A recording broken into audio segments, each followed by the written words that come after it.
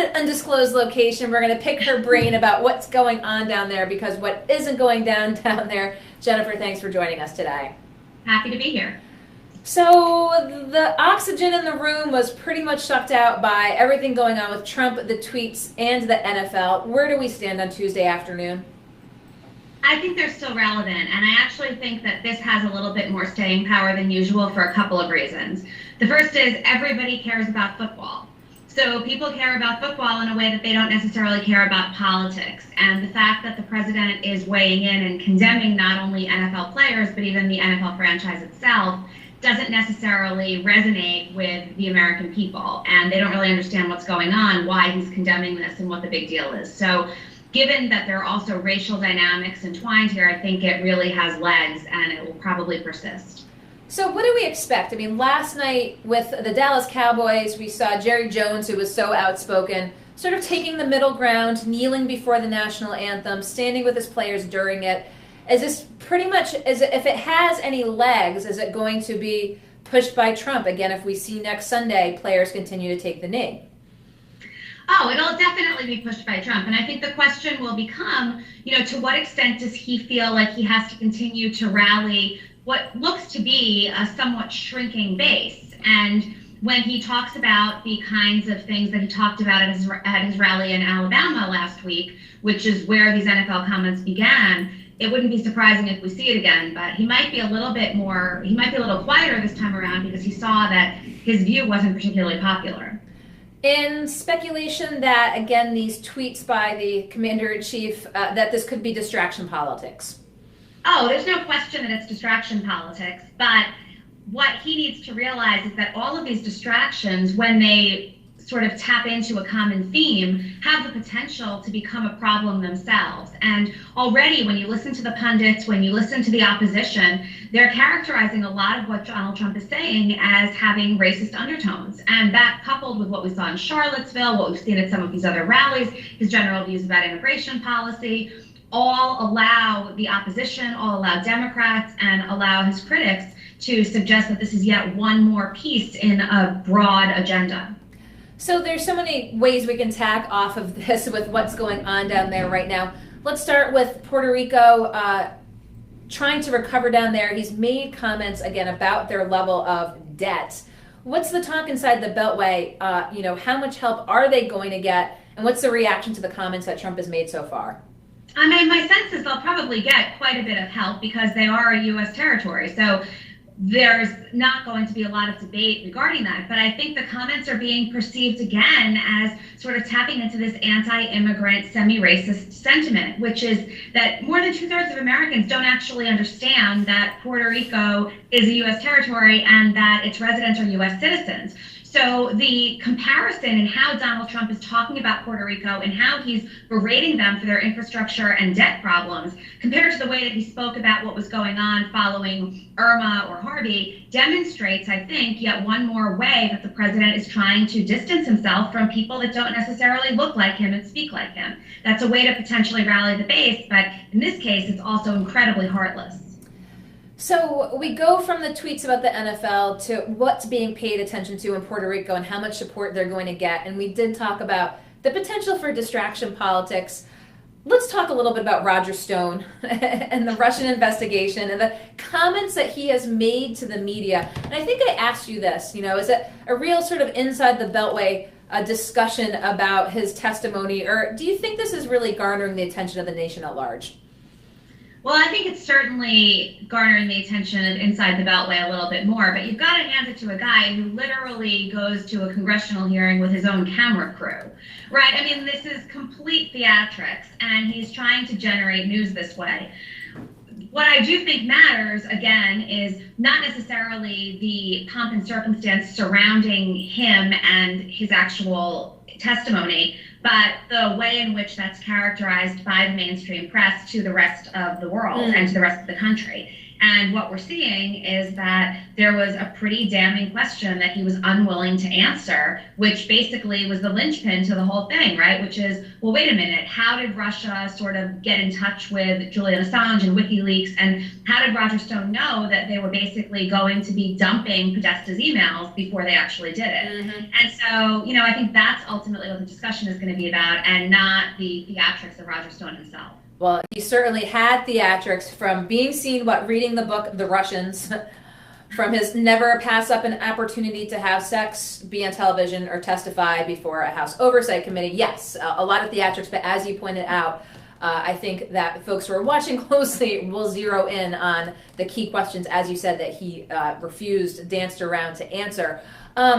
What will become of that? Again, if that's really the linchpin, will we get an answer? We eventually will get an answer. It might be in less friendly and somewhat more hostile territory. It might be in front of Robert Mueller's grand jury, but we will ultimately get an answer. We also know that Mueller this week has made it clear that either this week or as early as next week, they're going to actually be bringing people in from the administration and from the campaign and the transition team. So I wouldn't be surprised if Stone's silence on some of these issues becomes not so silent in the coming weeks. The other thing I would note here that's kind of important is that Roger Stone's performance completely taps into this notion that the president is on reality TV. Right? So this is just the kinds of characters that he surrounds himself with, the way that they're willing to treat the media, treat the members of Congress, treat the voters in general, just sort of makes a mockery not only of this particular investigation, but of the institution itself. And we see, based on public opinion polls, that the American people are getting increasingly tired of that. Now, again, if Mueller, again, brings folks, to the grand jury, the public will be aware of this. Yes, this is not something that is held in secret. Right, the testimony itself we won't get to see or read or hear unless there are leaks, but those leaks become criminal activity, so it's likely that there won't be many. But we will know who is called in, who's subpoenaed. We also know already that there are apparently throngs of reporters that are sort of waiting outside the courthouse on a daily basis to try and figure out when Mueller's grand jury is going in versus the other grand juries that are listening to testimony in other cases in D.C. So I think there are court watchers that are sort of getting prepared to figure out exactly where to be when the high-profile witnesses are called in. Okay, so all eyes again on that investigation. But let's turn back. Let's go to policy here, kind of what transpired with the GOP's attempt yet again to address healthcare in D.C. I mean, how many bites of the apple are they going to get? Well, it seems like this is the last bite for a while because the September 30th deadline was their only opportunity to be able to get this through with just a majority and not having to contend with the filibuster. And that's no longer the case because we heard Mitch McConnell say today that the Graham-Cassidy bill will not, in fact, come up for a vote. You know, I think that this is one more example of the Republicans not really understanding that there are some serious problems with the legislation they're putting forward. And once you have something, and Obamacare provides coverage, even if there are problems with it, to a lot of people, that becomes the status quo. If they had put forward some of these pieces of legislation, if they had put forward some of these bills and suggestions when the Affordable Care Act was being drafted and written and adopted 8 years ago, they might have been able to gain some ground because what they're basically asking the American people to do is compare not having coverage to what Graham-Cassidy would have, and that's just not the reality. So I think for now it's done. The Republicans will probably try to continue to tweak and figure out how to get something passed, but it's hard to imagine any scenario where they're able to do this without bipartisan support. So on one side, you have the Republicans that are going to go back again with midterms coming up and say, we made an effort. But what's the political dynamic of the fact that they so far have not been able to, and how that pertains to the president? Again, from their own party basis, they can say they made the try, but does this have long-term effects? Well, I think it has long-term effects even in their own re-election campaigns because voters don't send people to Congress to try. Voters send people to Congress to get stuff done. And they send people to Congress and they elect majorities because they want that party to do well. So it's hard to imagine a better political environment for the Republicans than what they inherited in January. And they've managed to accomplish zip. At least on the House side, Paul Ryan and his members can say that they've passed stuff The Senate has been a major problem for them. But these Republican senators are going to have a very, very tough time being able to make a pretty nuanced case to their constituents that, well, you just don't understand because there's Susan Collins, there's Susan Murkowski, we have issues. Right? Voters don't care about that. They don't live in Maine or Alaska. So let's flip from one side of the aisle to the other side. Anthony Weiner, his prison sentence. You know, I think I asked you, I mean, is this just the footnote on the one of the penultimate falls from grace, or does he have a third act? I mean, his mayoral run before it got derailed for version 2.0 was looking pretty good. Right. I mean, what makes this a little bit different is a 21-month prison sentence. It also is a little bit of a problem because we now are pretty confident that Anthony Weiner was the final nail in the coffin for Hillary Clinton's presidential campaign in 2016, right? Because it was Anthony Weiner emails that led Jim Comey to reopen the investigation and send that letter just days before the election. Obviously, nothing came of that, but it didn't matter. The timing was such that it was almost impossible for Clinton to regroup. So I think he's probably done because he's done more than be sentenced to prison and ruin his own political campaign. He also ostensibly can be partially blamed for the election of Donald Trump. And so I don't think that Democrats are going to embrace him the way that they might have for Act 2.0.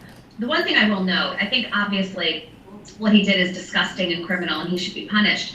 But the judge really handed it to him because you might know his side was just asking for probation. In most cases, although the sentencing guidelines would allow for between 21 and 28 months in prison, most people don't get sentenced that way. And so it was very, very clear that he was being made an example. And I think that this is a good time to start doing that because it is beginning to seem like a lot of politicians are sort of operating outside of the same framework and the same legal protections or, you know, punishments as the American people. And so do you think that's, again, how he'll be remembered in history as having, again, that role within the Clinton campaign and the emails, again, opening that wedge for Comey? Is that his ultimate legacy? I mean, I think the legacy will probably be Carlos Danger and those initial tweets and messages. But certainly people are not going to forget about this. For me, it's personally incredibly upsetting because, you know, 10 years ago or 15 years ago, I thought he was such a rising star. He was my favorite member of Congress. And, you know, to sort of watch how that falls is a little bit devastating. Well, I appreciate, as always, Jennifer, getting to pick your brain down there. It's hot up here. I can only imagine how hot it is down in D.C. Warm. It's a little warm, but if you can't take the heat, get out of the kitchen. So I appreciate your Skyping in, as always, to let us pick your brain. We'll talk with you next week. See you next week. Okay, thanks, Jennifer. Okay, Jennifer Lawless down at American